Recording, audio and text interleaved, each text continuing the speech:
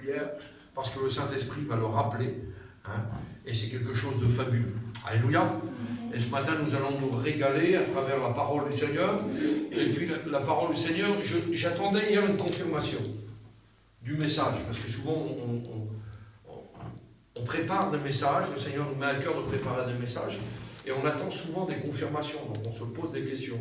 Même en écrivant le message, des fois, la Bible est tellement merveilleuse, fabuleuse, que ça ouvre d'autres tiroirs, on va dire ça comme ça, et on part sur autre chose. On prépare d'autres messages, en préparant un seul message, on a des pensées pour autre chose. C'est merveilleux. C'est pour ça qu'on dit que la Bible est une parole vivante. Amen. Elle est inépuisable. Des messages, vous en entendez des tonnes et des tonnes, on en voit partout, hein, malgré tout. On en voit aussi, beaucoup de gens suivent sur Internet, je le dis, mais il y a à boire et à manger, il faut faire attention sur toutes choses. Et quand on scrute les Écritures, c'est pour ça que j'encourage toujours les chrétiens à avoir une discipline chrétienne. Hein. Le mot chrétien est merveilleux, mais le mot disciple, je préfère. Parce qu'il y a une discipline chrétienne.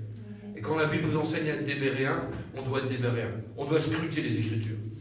Hein, pour ne pas se faire rouler dans la farine, pour ne pas se faire embobiner, je le dis avec mes mots. Hein, si vous êtes prêts et proches de la parole du Seigneur, eh bien ce matin, eh bien vous serez au bon endroit. Hein, vous scrutez les Écritures, et puis la Bible vous parle tantôt d'une manière, tantôt d'une autre, mais un homme peut vous tromper, un mouvement peut vous tromper, une église peut vous tromper, un frère ou une sœur peut vous tromper, hein, mais la Bible ne vous trompera pas, et le Saint-Esprit ne vous trompera pas. Alors vous vous mettez chez vous dans le secret de votre chambre. Hein, je vais visiter des chrétiens qui sont troublés dans leur orientation, souvent ça m'arrive, et je ne leur dis pas de quitter leurs assemblées, hein, à moins que ça ne soit pas doctrinal. Là je leur dis fuyez à toutes jambes. Mais maintenant, si vous voulez poser des questions simples sur la tenue vestimentaire du frère ou de la sœur à côté, ou de la tenue vestimentaire du pasteur, ou la tapisserie de la salle, excusez-moi, vous savez où c'est que vous êtes au bon endroit? Eh bien là où le Seigneur est présent. Ne cherchez pas des églises qui sont pratiques, qui sont à côté de chez vous. Cherchez une église qui sont les plus proches de la doctrine biblique. Hein? Et là, vous serez jamais déçus. Vous voulez être conduit par Dieu, eh bien, placez-vous tout simplement. Et si vous voulez que votre pasteur s'améliore, c'est possible, hein? Eh bien, priez pour lui. Et le Saint-Esprit fera le reste. Alléluia. Hein? Alors ce matin, nous allons parler justement de quelque chose qui est très particulier. Et puis je vous le dis, j'attendais une confirmation hier, et puis j'ai eu ma confirmation à travers un message qui n'était pas sympathique du tout. Hein? J'ai reçu un texto sur mon portable, et puis c'était la confirmation du message de ce matin. Tantôt d'une manière, tantôt d'une autre. Le Seigneur nous oriente dans diverses choses. Et vous savez qu'on communique beaucoup à travers l'Église pour les événements qu'il y a.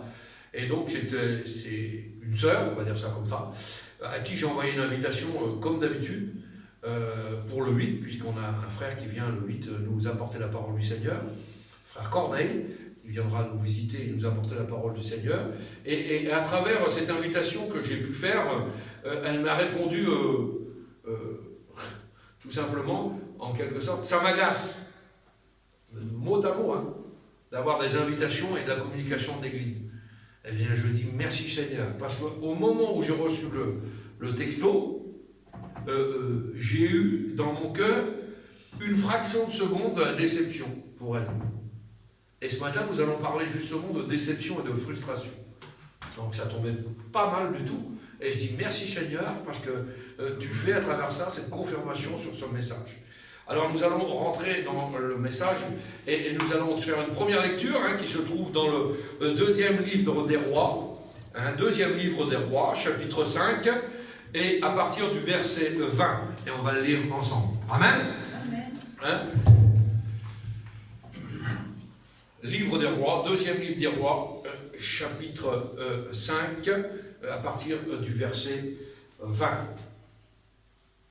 Lorsque Naaman eut quitté Élisée et qu'il fut à une certaine distance, Géasi, serviteur d'Élisée, homme de Dieu, se dit en lui-même, voici mon maître a ménagé Naaman ce Syrien en n'acceptant pas de sa main ce qu'il avait apporté. L'Éternel est vivant.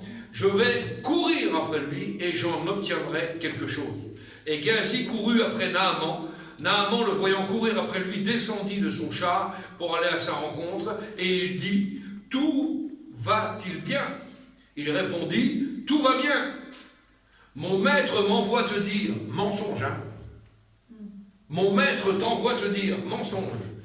Hein? Voici, il vient d'arriver chez moi 2 jeunes gens de la montagne d'Éphraïm, d'entre les fils des prophètes. Donne pour eux, je te prie, un talent d'argent et 2 vêtements de rechange. Naaman dit, consent à prendre 2 talents, et il le pressa.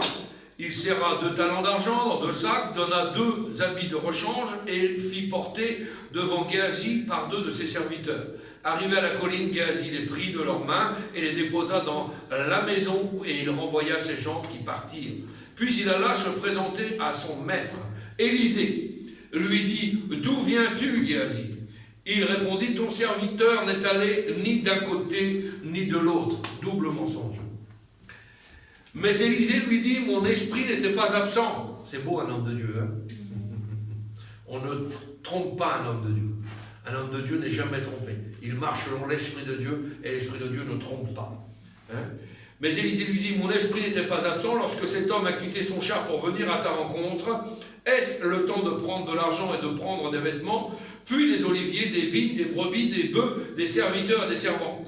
La lèpre de Naaman s'attachera à toi et ta postérité pour toujours. Et Géasi sortit de la présence d'Élisée avec une lèpre comme la neige. Et vous savez que la lèpre, dans l'Ancien Testament et dans toute l'étendue de la Bible, eh bien c'est le péché. Et ce matin, eh bien je bénis cette lecture parce que vous allez comprendre où on va en venir. Amen. Chers amis, ce matin, nous savons, car la Bible nous l'enseigne, que nous sommes, et je vous le dis, tous les dimanches, hein, pratiquement en ce moment, et on le voit par la manifestation des événements qui nous entourent, que nous sommes vraiment dans les derniers temps. Hein? Nous sommes dans les derniers temps. Et dans cette période des derniers temps, il y aura une période particulière appelée l'apostasie. Hein, c'est ce qui se passe. C'est le refroidissement, non pas des païens, mais des chrétiens. C'est-à-dire que les chrétiens se détourneront de la vérité pour avoir écouté des fables, hein, on veut écouter des fables, des contes, on se tourne vers des faux prophètes, des faux docteurs, des faux enseignements, hein, ça fait partie de la période de l'apostasie où l'Église se refroidit et on s'attache à de fausses doctrines. Amen. La seule doctrine qui va d'être connue, eh bien, c'est la parole du Seigneur. Ne vous éloignez jamais de cette doctrine. Et d'ailleurs, la Bible nous enseigne que ce livre de la loi ne s'éloigne pas de toi, mais dites-la jour et nuit. Et bien plus que de la méditer, la mettre en pratique. Alléluia. Hein? On peut vous tromper, la Bible ne vous trompera jamais. Alléluia. C'est merveilleux. Alors un grand nombre de chrétiens et de serviteurs se détourneront de la vérité et nous voulons nous préserver de ces choses. Moi je veux me préserver à toute fin de ces choses. C'est pour ça que chaque jour, chaque matin, quand nous prions, nous demandons une onction particulière sur nos vies, un travail particulier à faire aujourd'hui entre les mains du Seigneur, parce que nous sommes des instruments utiles entre les mains du Seigneur et nous devons être dociles à ce qu'il va nous demander de faire. Eh bien, nous demandons premièrement du discernement pour éviter les pièges du diable. Parce que Satan veut mettre des filets sous nos pas et des fois c'est tellement bien fait, c'est tellement maquillé qu'on ne voit pas que là on va trébucher. Eh bien nous voulons être des chrétiens véritables, ne pas nous détourner de la vérité, nous préserver de ces choses et nous voulons ce matin être des chrétiens attachés à la parole et pratiquant cette parole. Car nous constatons aussi que Satan utilise souvent la déception dans le cœur des gens, l'incompréhension pour détourner du Seigneur. Alors il faut ce matin que ce message soit une antidote à la déception. Et nous allons ce matin parler de l'antidote à la déception. Vous savez, la déception, la définition de la déception, c'est avoir fait des projets en quelque chose, avoir mis son espérance en quelque chose, et ça n'aboutit pas. Hein?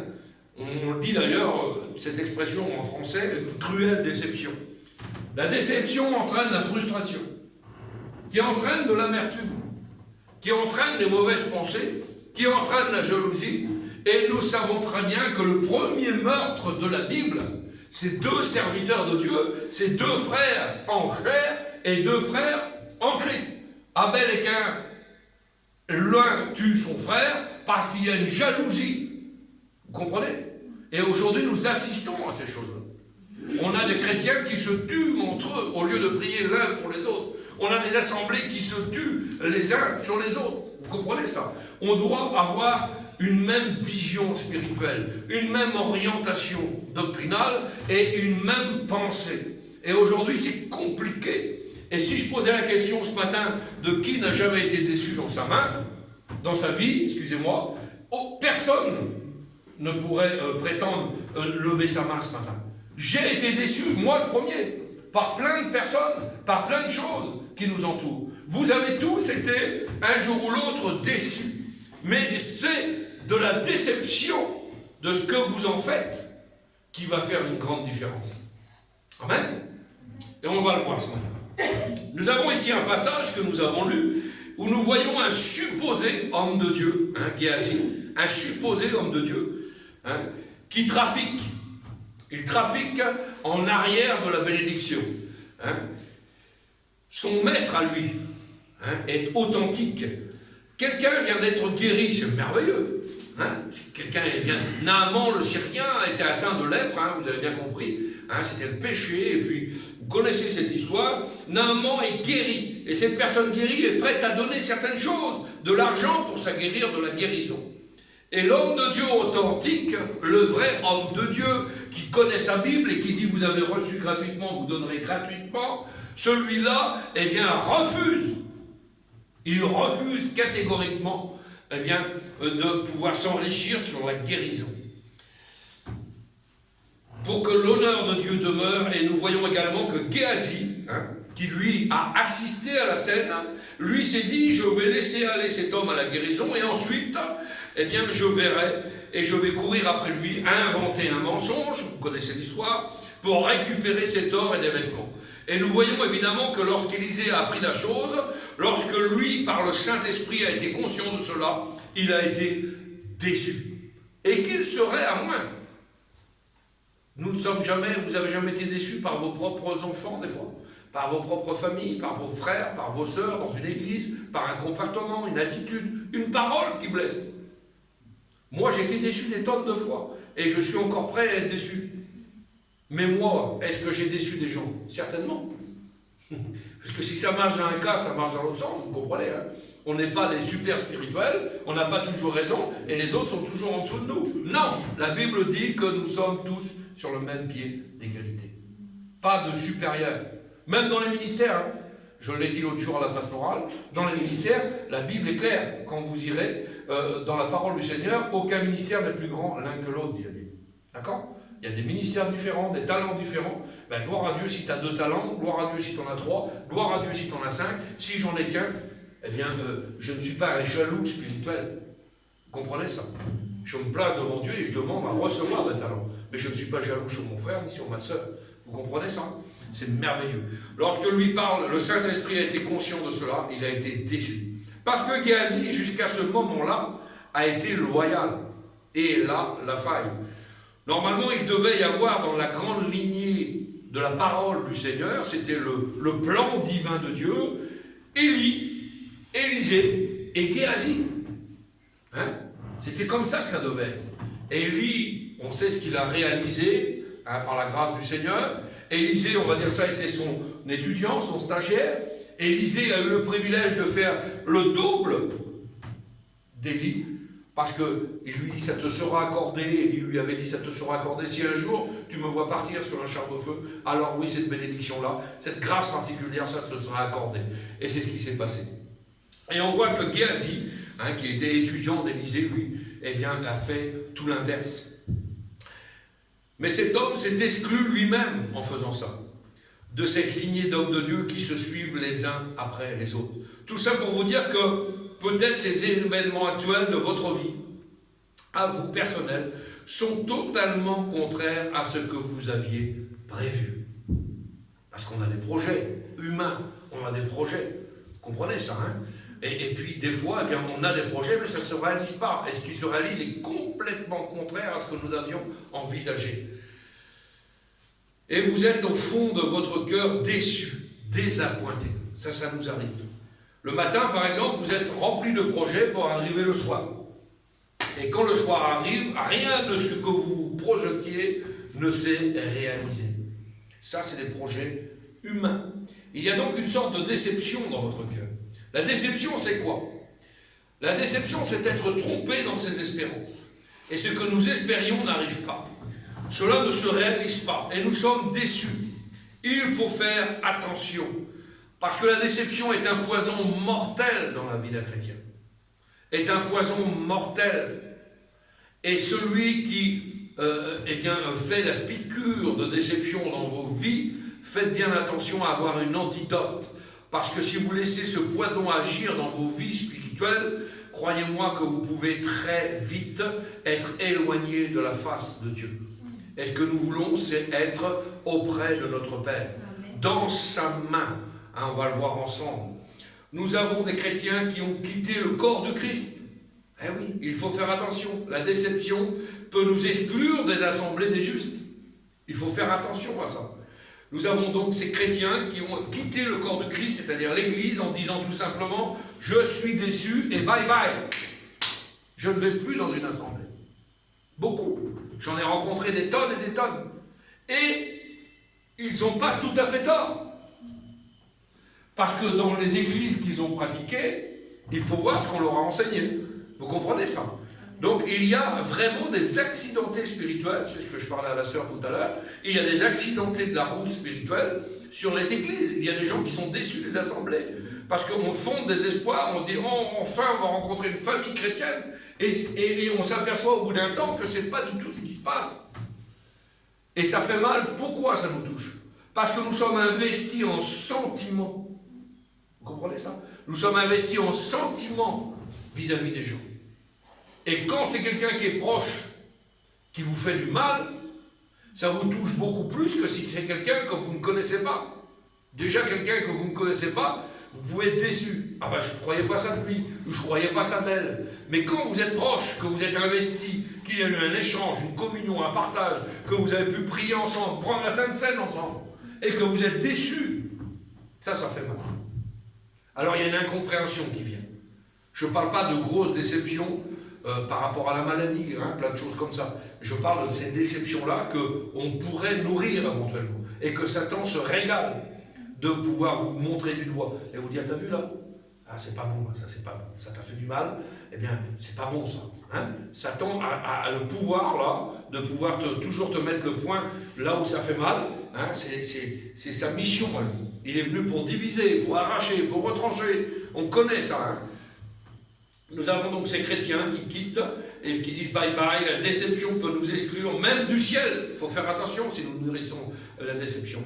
Et cela n'est pas à prendre à la légère, mais avec un grand sérieux. La déception est donc être trompé sur ses espérances. Alors comment échapper à cette déception-là? Le diable se sert de cela justement pour nous dire tu as raison, tu es dans ton droit. Faire attention ça. Alors eh bien, puisque je suis dans mon droit, allez, je claque la porte et on va. Vous comprenez ça? On peut aussi être indécis par le cours des événements. Cela peut aussi nous décevoir. S'il y a quelqu'un qui aurait vraiment été déçu dans la parole du Seigneur, plein de gens auraient pu être déçus. On va prendre tout un exemple simple dans l'Ancien Testament. Moïse aurait pu être déçu. Comment Moïse? Oui, Moïse aurait pu être déçu. Pourquoi? Moïse aurait pu être déçu profondément, amèrement, parce qu'il a vécu des événements qui auraient pu le catapulter en dehors totalement de la volonté de Dieu. Ah oui, on va le voir ensemble. Et on sait que les événements futurs dans la vie de Moïse se sont réalisés, ils se sont accomplis, totalement contrairement à ce qu'il aurait pu s'attendre. La Bible dit, donc, dans Acte 2, chapitre 7, Moïse fut instruit dans toute la sagesse des Égyptiens. Vous connaissez ces passages. Et on sait que la sagesse des Égyptiens, c'est la sagesse du monde. Et la Bible dit, dans l'épître de Jacques, que cette sagesse-là, la sagesse du monde, est diabolique. Moïse fut donc instruit dans toute la sagesse des Égyptiens, et il était puissant en parole et en œuvre. Il avait une autorité. N'oublions n'oublions pas qu'il a été élevé à la cour de Pharaon. Donc il était destiné à un grand avenir. Il était destiné à être administrateur en chef dans le gouvernement égyptien. Il avait une position sociale. Il avait une partie des responsabilités de Pharaon sur ses épaules, Moïse.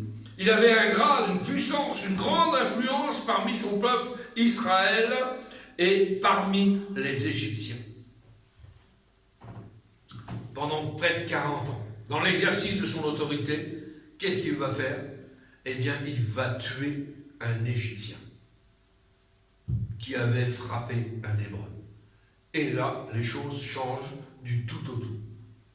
Acte 7, verset 23, on va le lire si vous voulez. Acte 7, verset 23. Il avait 40 ans lorsqu'il lui vint dans le cœur de visiter ses frères, les fils d'Israël. Il en vit qu'on outrageait. Et prenant sa défense, il vengea celui qui était maltraité et frappa l'Égyptien.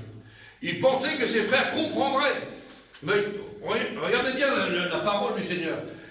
Il pensait, Moïse pensait, que ses frères comprendraient que Dieu leur accordait la délivrance par sa main. Vous imaginez un petit peu ce que la pensée de Moïse à ce moment-là. Et ils ne le comprirent pas. Le jour suivant, il parut au milieu d'eux comme il se battait et il les exhorta à la paix. « Hommes, dit-il, vous êtes frères, pourquoi vous maltraitez-vous les uns les autres ?» Mais celui qui maltraitait dans son prochain le repoussa en disant « Qui t'a établi chef et juge sur nous? Veux-tu me tuer comme tu as tué hier l'Égyptien ?» Et cette parole, Moïse prit la fuite et il alla séjourner dans le pays de Madian et il engendra 2 fils. Amen. Il lui resta là pendant 40 ans, dans le désert. Cet homme, destiné à avoir un avenir glorieux en Égypte, lui qui s'est présenté à des frères israélites comme un sauveur, il a sauvé littéralement cet homme, comme un libérateur pour ceux qui étaient courbés sous l'esclavage de Pharaon. Cela n'a pas fonctionné comme il l'imaginait. Il pensait que, nous avons lu ce texte-là, ses frères le comprirent. Cela a donc été pour son cœur une déception. Ah ben je pensais qu'il aurait compris, moi, ça vous est jamais arrivé. Vous expliquez à des gens, mais je pensais qu'il avait compris. Et il fait tout le contraire. Dans votre cœur, vous êtes déçus. Et Moïse a été déçu. Il n'a même pas compris. Vous imaginez qu'il sauve la vie littéralement de quelqu'un, il faut imaginer la scène. Il sauve la vie littéralement de quelqu'un, et ce quelqu'un le dénonce directement. Ça vous est jamais arrivé de faire du bien à des gens, et au respect je vous dois, le lendemain il vous tourne le dos. C'est plus les mêmes. Ben, ça m'est arrivé des tonnes de fois. Des tonnes et des tonnes de fois. Vous rendez service à des gens, et les gens, ne sachant ni pourquoi ni comment, plus de son, plus d'image. Vous dépannez des gens, ça m'est arrivé des tonnes de fois à dépanner des gens, même financièrement ou autrement, matériellement. Et le lendemain, vous ne connaissez pas. C'est quelque chose d'extraordinaire quand même. Eh bien, Moïse, imaginez la déception. La déception. Et il faut qu'il sauve en plus. Il faut qu'il s'en aille. Ah oui, c'était dangereux après pour lui, pour sa position. Donc, il se sauve 40 ans dans le désert. Je ne sais pas si vous imaginez un petit peu le statut du monsieur. À l'époque, il faut se remettre dans le contexte. Il a le pouvoir, il a l'autorité, il a tout, il a un bon poste. Et du jour au lendemain, il se retrouve à fuir pour être un petit berger dans le désert. Il faut imaginer un petit peu la chose. Il se retrouve 40 ans à Madian, là-bas, en train d'être un petit berger. Il pensait que ses frères le comprirent. Et ils ne comprirent pas. Cela a donc été une déception. Lorsqu'il a tué un Égyptien et qu'il a vu le lendemain que la chose était connue, il a été obligé de fuir jusqu'au fond du désert. Il est resté là pendant 40 ans. Quelle déception! Il aurait pu se laisser envahir par ce sentiment. Il aurait pu quitter son poste. Il a dû quitter sa richesse. Vous imaginez un petit peu? 40 ans pour devenir un petit berger du désert. Quelle différence! Rien ne s'était passé selon les prévisions de Moïse. Rien. Quel changement? Aujourd'hui, nous voyons autour de nous le monde s'écrouler. Le monde s'écroule autour de nous. Les circonstances, parfois, peuvent tomber sur nous, comme les murailles de Jéricho, il n'y a pas de problème. Hein. Il semble que certains vont être écrasés et ne pourront jamais s'en sortir. Certains pensent ne pas pouvoir se relever. Les circonstances nous tiennent parfois dans leurs griffes. Ne soyons jamais dans les griffes des circonstances. J'aimerais vous dire ce matin que Dieu même contrôle les circonstances. Dieu contrôlait l'Égypte, il contrôlait la marche de Moïse dans le désert. C'est merveilleux ça. Lui, il ne l'avait pas prévu, il était déçu peut-être dans son cœur de fuir cette Égypte. Hein. Mais Dieu était au contrôle. Dieu contrôle toutes choses ce matin. Gloire au Seigneur, c'est merveilleux. Hein. Dieu contrôle toutes choses. Si les circonstances sont liées contre vous ce matin, et que vous vous tenez dans les griffes de ces circonstances, n'oubliez jamais que Dieu contrôle tout. Il est le Créateur, il règne sur l'univers dans sa totalité. Dieu n'est pas contrôlé, Dieu n'est pas soumis lui-même aux circonstances. Un exemple tout simple, lorsque Josué avait besoin d'un peu plus de temps pour gagner une victoire, remémorez-vous ces textes, ça va vous faire du bien. Lorsque Josué avait besoin d'un peu plus de temps pour gagner une victoire, Dieu, dans sa grandeur, dans son immensité, a arrêté tout le système solaire de la galaxie, hein, je ne sais pas si vous imaginez un petit peu, dans laquelle nous nous trouvons, pour que son homme de main là-bas, Josué, là-bas en Israël, puisse avoir un peu plus de lumière. Vous imaginez la grandeur de Dieu, non? Non? Hein? Ben, Seigneur, s'il fait nuit, je vais prendre une raclée. S'il fait nuit, on va perdre. Seigneur, s'il te plaît, interviens. C'est dans le plan de Dieu, ça. Dieu arrête le système solaire pour que le jour dure plus longtemps, pour qu'il puisse remporter la victoire. Vous imaginez la puissance du Dieu vivant que nous servons? L'autorité de ce Dieu-là. Il permet à Josué de remporter la victoire. Ah, c'est merveilleux. Imaginez, Dieu contrôle toutes choses. Et nous sommes sous son contrôle. Nous ne sommes pas le jouet de circonstances. Nous ne devons pas être le jouet des circonstances. Ballottés de droite et de gauche. Dieu a sa main sur nous. Et si j'ai placé ma vie entre les mains de Dieu, alors je peux avoir confiance en Dieu et dire, comme l'apôtre Paul le disait, toutes choses concourent au bien de ceux qui aiment le Seigneur. Toutes choses concourent au bien de ceux qui aiment le Seigneur. La condition de ce verset, c'est d'aimer le Seigneur. Aimer le Seigneur. Et à partir de là, eh bien, nous ne sommes plus le jouet des circonstances.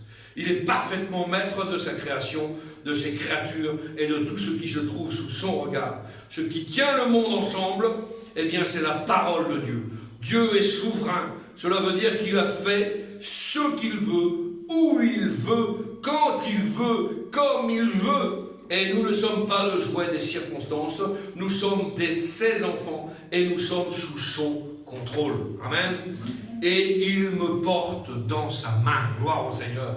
Nous sommes dans sa main. Des fois, nous ne comprenons pas. Nous avons des déceptions parce qu'on voudrait que ça aille plus vite. On voudrait témoigner plus vite. On voudrait que les gens se convertissent plus vite. On voudrait le temps à nous. Mais la Bible dit que vos pensées ne sont pas mes pensées. Alors que Dieu puisse prendre toute la place dans nos vies et que nous soyons soumis à son autorité. Amen. Ayons juste confiance en lui. Ah, des fois on dit, on ne voit pas le bout, on va dans le mur.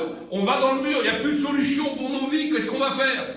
On n'arrive plus. Ça, c'est nos pensées humaines, c'est nos projets, mais nos projets ne se réalisent pas, Seigneur. On voudrait travailler tellement plus fort pour toi, on voudrait que l'église soit remplie, on voudrait que les conversions se fassent, que les miracles se fassent. Oui, nous, mais plaçons-nous déjà dans le plan de Dieu. Et Dieu fera toutes choses en son temps.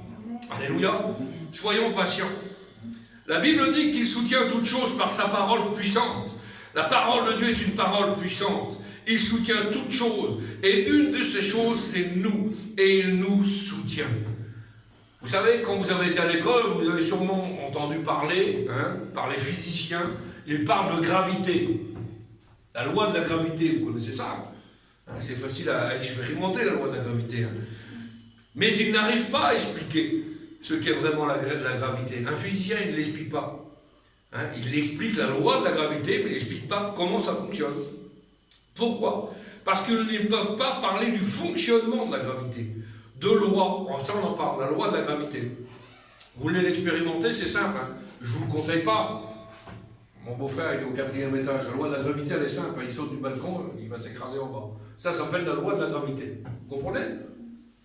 Mais comment expliquer ça? On ne sait pas. Alors on a fait une loi, un calcul de loi de la gravité. Il faut savoir, eh bien, que le savant appelle ça la gravité et pour nous, parole et action de Dieu. C'est pas la même chose. Ce qui tient la terre dans le vide, c'est la parole et l'action puissante de Dieu. On a de multiples témoignages. Vous savez, quand Armstrong a été sur la Lune, vous savez ce qu'il a dit, la première chose qu'il a dit quand il est arrivé sur la Lune? Il a dit, ce n'est pas important que l'homme ait marché sur la Lune, ait mis son pied sur la Lune. Mais ce qui est le plus important, c'est que Dieu ait mis un pied sur la terre. L'autre jour, il y en a un qui a sauté, je ne sais plus comment c'est un nom, un Allemand, là, qui a sauté de je ne sais plus combien de kilomètres en parachute. Il a fallu qu'il s'enflamme, etc. Vous avez vu ça à la télé, là? C'était quelque chose d'extraordinaire, avec un gros parachute, une combinaison d'astronautes. Et quand il a ouvert sa porte, c'était filmé en direct. Il a sauté d'un espèce de vaisseau spatial et il a traversé cette couche de la Terre. Il s'est enflammé et il est venu atterrir dans le désert. C'était un saut inimaginable. Il s'est enflammé, il a même perdu connaissance à un moment. Et après, comme il a retraversé, hop, le parachute s'est ouvert, tout était automatisé. Quand il a ouvert les portes, on parle d'un inconverti. Quelqu'un qui n'est pas chrétien, quand il a ouvert la porte de son sas, que c'était filmé en direct, et qu'il voyait ce globe terrestre bleu, avec la mer, etc., la première phrase qu'il a dit en ouvrant cette porte, je crois à cet instant que Dieu a tout créé. Oh, quelle beauté! Un inconverti. Il a vu la magnificence, la puissance de Dieu, la création de Dieu, c'est merveilleux. Dieu dirige nos circonstances dans la perfection de sa propre volonté. Dieu contrôle la matière, il contrôle le temps. David a dit dans le livre des psaumes, mes destinées sont dans ta main, mes destinées sont dans ta main, Seigneur. Mon sort, Seigneur, est dans ta main ce matin. Vous n'êtes pas entre les mains des hommes. David a dit, ô Seigneur, que je ne tombe pas entre les mains des hommes, mais que je tombe entre tes mains, car tes compassions sont immenses. Alléluia. Vos circonstances peuvent être difficiles ce matin. Oui, nos circonstances de la vie peuvent être dures, difficiles, incompréhensibles pour notre esprit. Mais Dieu voit tout. Et le Seigneur déclare dans Jérémie chapitre 20, verset 29, « Je connais les projets que j'ai fondés sur vous, des projets de paix et non de malheur, afin de vous donner un avenir et de l'espérance. » Amen. Nous avons de l'espoir dans le Seigneur. Nous avons de l'espérance et un avenir si nous sommes dans la main du Seigneur ce matin. Parce que Dieu a créé des projets, il a fondé des projets sur nous, des projets de paix et non de malheur. Voilà ce que le Seigneur a comme plan pour nos vies. Il y a des projets pour chacun de nous. C'est lui qui les a formés, des projets de paix et non de malheur. Alléluia. Pourquoi? Eh bien parce que le Seigneur contrôle nos vies personnelles, intimes, individuelles. Notre avenir est entre les mains de Dieu. Chacun des événements de notre vie, de tous les jours, est entre les mains du Seigneur. Je lève les yeux vers la montagne. D'où me vient le secours? Le secours me vient de qui? De l'Éternel. Alléluia. Qui a fait les cieux et la terre? Il a tout fait pour nous. Il a tout fait. Le psalmiste va nous dire dans un petit psaume, c'est un petit psaume qui a juste quelques versets, 8 versets. Et bien dans ces 8 versets, on voit 6 fois le mot garder. Je ne sais pas si vous imaginez un petit peu. 6 fois le mot garder. On est gardé, on est protégé. Il ne permettra pas que ton pied chancelle. Il ne laissera pas que ton pied tombe. Celui qui te garde ne sommeille pas. Il ne sommeille ni ne dort. Celui qui garde son peuple. L'Éternel est celui qui te garde. L'Éternel, ton ombre à ta main droite, il te gardera de tout mal. Il gardera ton âme. Il gardera ton départ. Il gardera ton arrivée. Nous sommes gardés ce matin. Amen. Alléluia. Nous sommes gardés. Il est le divin berger qui garde son troupeau et nous faisons partie du troupeau. Je fais partie du troupeau. Amen. Pas plus serviteur de Dieu que vous ou que servante de l'Éternel. Vous comprenez? J'ai besoin d'un divin berger qui garde ma vie. Et nous sommes gardés ce matin. Ne nous laissons pas emporter par nos frustrations. Comme ça ne marche pas comme nous le voulons, tout de suite. Il y a une frustration qui monte dans notre cœur. Non, non, non, il ne faut pas ça. Hein? Dieu ne dit pas, Dieu ne m'a jamais dit, et Dieu ne vous dira jamais, tu sais, tu as bien trop de problèmes. Mon gars, tu as bien trop de problèmes, ma fille. Alors, essaie un petit peu de t'en sortir de toi-même. Hein? Dieu ne dit jamais ça, et il n'a jamais dit ça. La Bible dit que lorsque Noé a travaillé pendant plus de 70 ans à la construction, et ensuite que le déluge est venu, qu'est-ce qui va se passer? Eh bien, la Bible dit tout simplement, Dieu, regardez bien, hein, là c'est la fin, hein, c'est l'apocalypse dans la tête de Noé. Il faut imaginer un petit peu la scène. Hein. Il n'y a plus rien qui va. Et d'un coup, au bout de 70 ans, la parole de Dieu nous dit quoi? Dieu se souvient de Noé. Dieu, dans son amour, se souvient de Noé. Comme il se souvient de toi ce matin. Comme il se souvient de moi ce matin. Dieu se souvient de chacun d'entre nous. Dieu se souvient de toi. Tu es peut-être dans ton arche ce matin, et bien reste dans ton arche. L'arche, c'est Jésus, hein, vous avez bien compris. C'est là qu'est la protection. C'est là qu'est la bénédiction. Demeure dans l'arche, demeure dans la paix ce matin. Arrêtez, et sachez que je suis Dieu. C'est Dieu qui parle. Arrêtez et sachez que je suis Dieu. C'est ce qu'il dit dans un des psaumes. Stoppez, arrêtez de vous en faire. Vous imaginez un petit peu cet enseignement? Sachez que je suis Dieu. Il est le Tout-Puissant et il est celui qui accomplit l'impossible pour ta vie ce matin. Et puis on va relire ce psaume ensemble, c'est le psaume 91, il va nous faire du bien, il va vous bénir toute la semaine. Toute la semaine, vous allez me le relire, le passer en boucle, et vous allez voir que c'est réjouissant pour nos vies. Regardez cette merveille, comment Dieu veut nous parler. Hein. Regardez ça un petit peu. Hein, le psaume 91 en son entièreté. Celui qui demeure sous l'abri du Très-Haut repose à l'ombre du Tout-Puissant. Je dis à l'Éternel, mon refuge, ma forteresse. Quelle merveille! Mon refuge, ma forteresse. Mon Dieu en qui je me confie. Car c'est lui qui te délivre du filet de l'oiseleur. Le filet de l'oiseleur nous représente les pièges de Satan. Vous avez combien compris? L'oiseleur, c'est Satan. Et il tend des filets sur nos pas. Il nous protège du filet de l'oiseleur, de la peste, de ses ravages. Oui, il te couvrira de ses plumes et tu trouveras un refuge sous les ailes. La Bible dit qu'il est venu comme une poule qui rassemble ses poussins sous ses ailes. Vous comprenez cette image? C'est merveilleux. Sa fidélité est un bouclier, une cuirasse. Tu ne craindras ni les terreurs de la nuit, ni la flèche qui vole le jour, ni la peste qui marche dans les ténèbres, ni la contagion qui frappe en plein midi. Que 1000 tombent à ton côté et 10 000 à ta droite, tu ne seras pas atteint. Oh, quelle merveille! De tes yeux seulement tu regarderas et tu verras la rétribution des méchants, car tu es mon refuge, ô Éternel. Tu fais du Très-Haut ta retraite.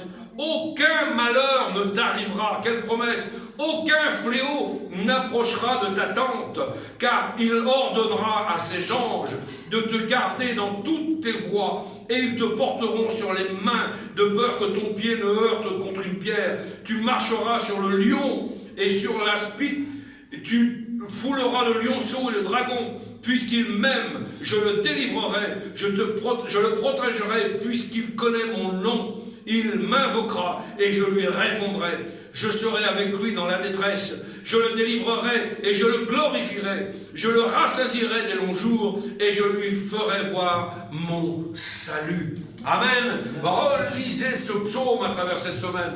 Ça va vous bénir, ça va vous encourager. Si nous sommes dans sa main, nul ne peut nous ravir. Si nous avons besoin de crier à l'Éternel, crions à l'Éternel. Ne restons pas la bouche fermée. Il écoutera notre prière. Comment que celui qui aurait créé l'oreille ne peut pas nous entendre? Comment que celui qui aurait créé l'œil ne peut pas nous voir? Il est obligé de nous voir. Il est obligé de nous entendre parce que nous sommes ses enfants, nous sommes ses créatures et il nous aime ce matin.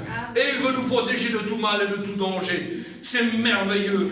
Je te délivrerai, je te protégerai, dit ce psaume. Quelle promesse merveilleuse le Seigneur nous donne ici dans sa parole. Dieu se sent concerné par chaque moindre détail de notre vie, comme si nous étions son seul enfant ce matin. Vous imaginez un petit peu?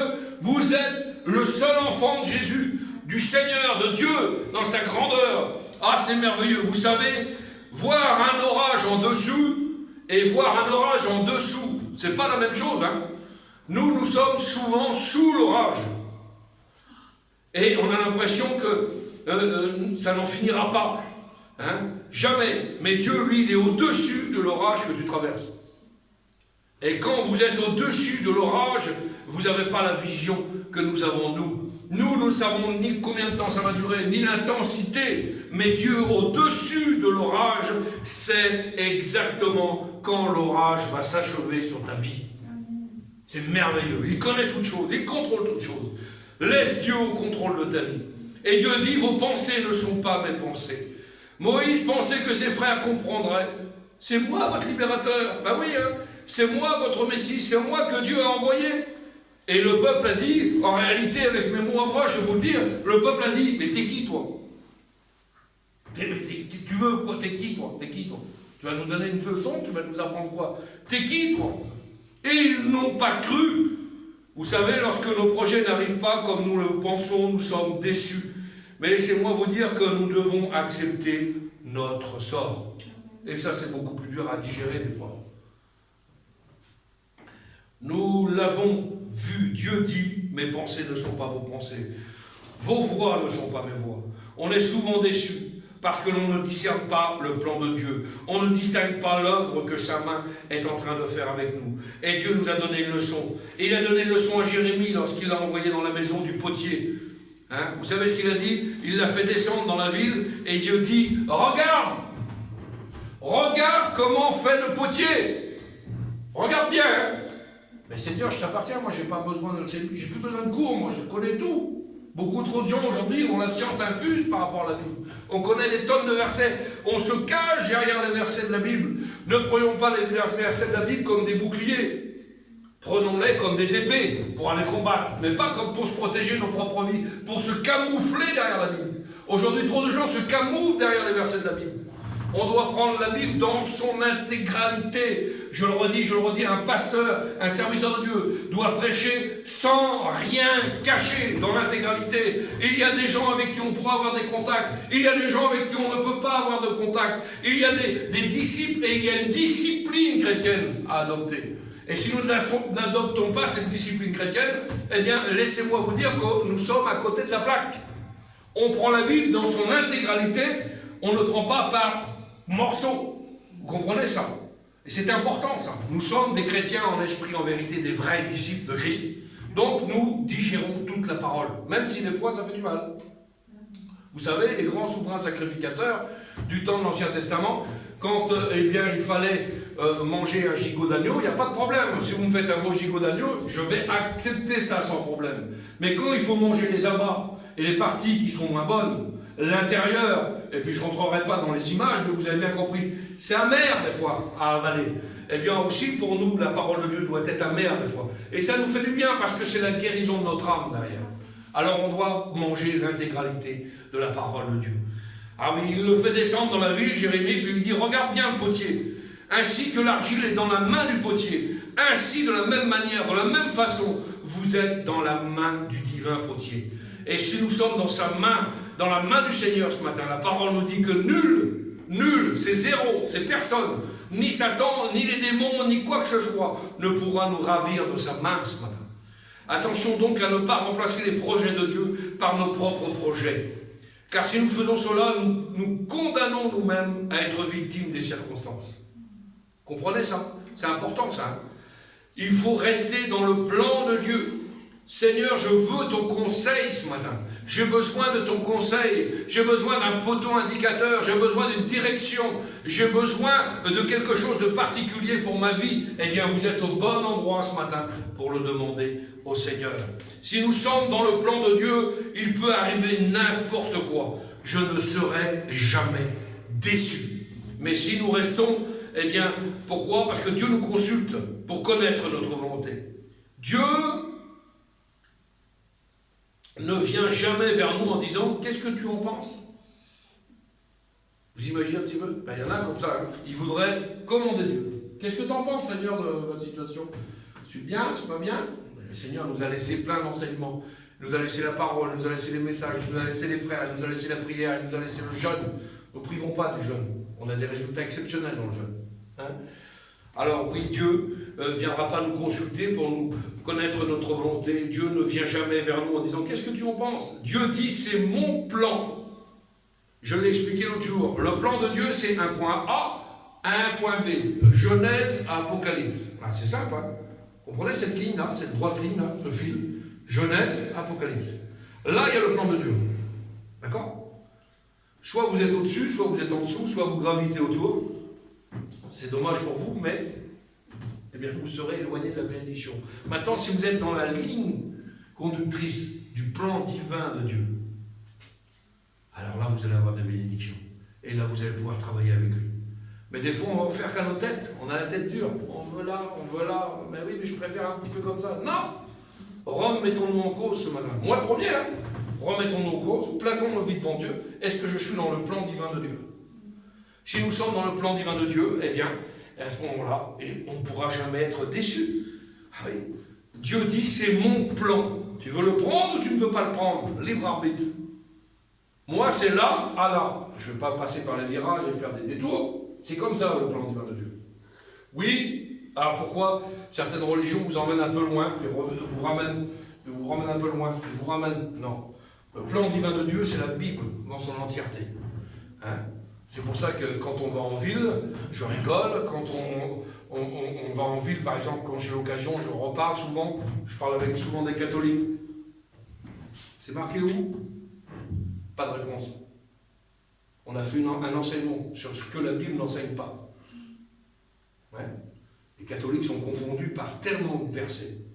Les témoins de Jéhovah sont confondus par tellement de versets. Les mormons sont confondus par tellement de versets.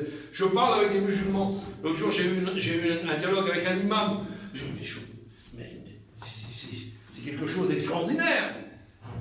Et quand on ramène tout à la parole, tout est là. Tout est devant nous. Toute la vérité est là. Toute la vérité est établie. Le plan de Dieu est établi. Alors pourquoi inventer? Pourquoi retrancher? Pourquoi rajouter? Pourquoi faire ci? Pourquoi faire ça? Non.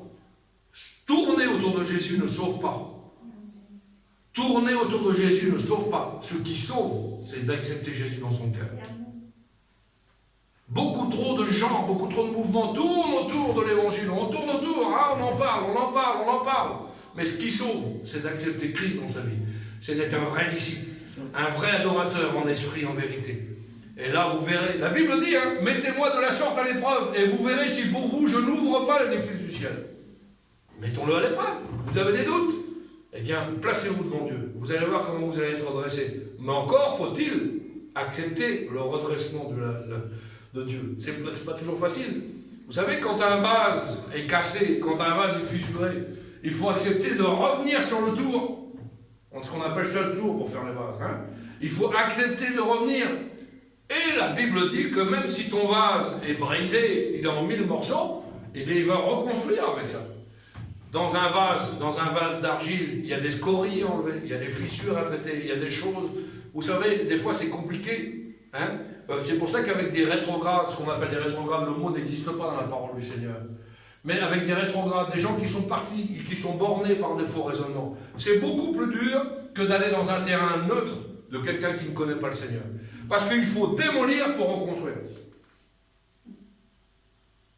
Celui qui n'a jamais entendu parler de Jésus peut accepter Jésus beaucoup plus facilement. Mais celui qui est borné par les faux raisonnements, qui est entêté par les faux raisonnements, eh bien c'est beaucoup plus dur parce qu'il va falloir casser, il va falloir briser, il va falloir ce brisement de la croix, ce brisement de ces choses-là, il va falloir tout ça pour pouvoir comprendre que Jésus est mort pour nous, que lui seul est le seul vrai Dieu, le seul à qui on peut s'adresser.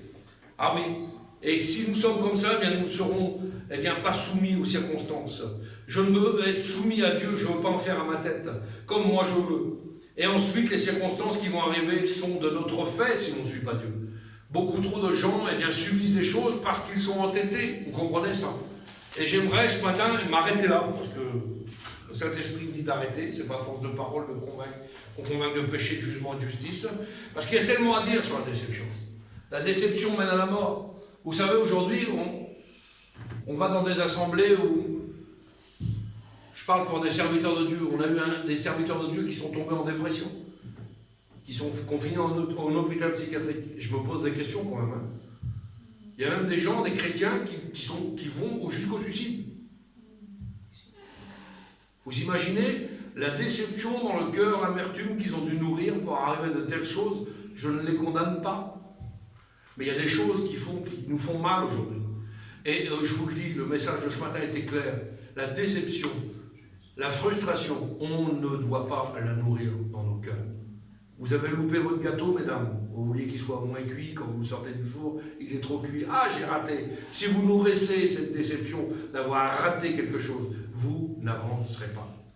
Pas grave, vous en ferez un autre. Et aujourd'hui, on se bloque par rapport à certaines choses. Ah, j'ai loupé ça, Seigneur, j'ai loupé ça. Mais on a un Dieu d'amour. On a un Dieu qui est capable de nous faire recommencer, de nous faire redémarrer, de reconstruire avec nous. Mais si nous nous condamnons nous-mêmes, alors nous sommes déjà condamnés. Dieu ne te condamne pas ce matin. Dieu veut un renouveau pour nos vies. Il veut nous indiquer, comme un bon panneau indicateur, le chemin, la ligne droite pour aller jusqu'au ciel. Et ce matin, nous ne voulons pas être ballottés par les circonstances de nos vies, nous ne voulons pas les subir, malgré que nous les subissions, même en tant que chrétiens, on subit des circonstances, des fois, on ne comprend pas, même en étant dans le plan de Dieu, qu'il y ait des choses qui se lèvent contre nous, mais si nous sommes affermis dans sa parole, nous savons que de toute façon, des persécutions, on va en avoir. Je vous le dis, si vous devenez chrétien pour être tranquille, c'est un faux raisonnement. Beaucoup trop de gens aujourd'hui se baptisent dans le délire, s'engagent dans le délire. Jésus sauve, Jésus grave, c'est merveilleux, on va être tranquille, ça va être des pétales de rose, la vie chrétienne. Ce n'est pas du tout le cas. Derrière, il y a les persécutions. Vous aurez l'armée des ténèbres sur vos vies. Vous aurez, même dans nos propres familles, nos enfants sont contre nous. Vous connaissez tous ces textes, je n'ai pas besoin de les répéter. Mais aujourd'hui, suivre Dieu, c'est un investissement pour après-demain. Nous, ce qui nous intéresse, c'est la patrie céleste. Ce n'est pas la vie sur cette terre, on n'est que locataire et de passage sur cette terre. Et tant qu'on sera sur la terre, on va subir. Mais néanmoins, nous avons l'espérance dans nos cœurs. Et ce qui va nous fortifier, c'est que bientôt Jésus revient. Jésus va nous prendre dans ses bras d'amour et on sera consolés pour l'éternité. Alléluia. On prie le Seigneur ce matin. Seigneur, nous voulons te bénir, te rendre grâce, te dire merci pour tout ce que tu as dit. Seigneur, à travers ces mots peut-être mal dits,